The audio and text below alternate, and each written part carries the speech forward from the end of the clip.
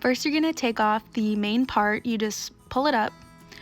This should work for pretty much any essential oil diffuser. And then you take off the other little top.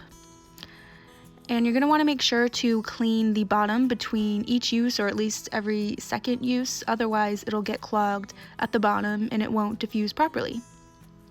Next, we're going to add some water. There's usually an indicator on the inside. Just make sure you don't fill it up all the way and you'll be fine. 5 to 7 drops of essential oil is perfect for about a cup of water. So if you have a bigger essential oil diffuser, you can use more drops. Definitely make sure to put the little top back on, otherwise you'll have a mess.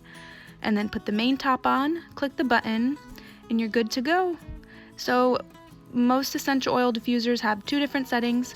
One would be a continuously setting. The smoke will just keep coming out. The next setting, if you were to hit the button again, would be 30 seconds on, 30 seconds off. Mine has a pretty little light. I love this one. I'm obsessed with marble, if you can't tell. Here, I'll show you that the smoke is coming out the top. It's hard to see on the camera. Hopefully, you'll stick around to hear about some essential oil safety.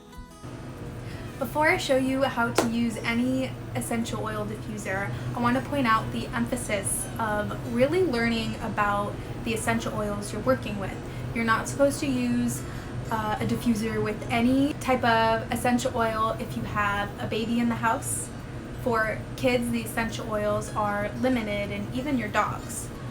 I heard that tea tree has caused dogs to have seizures.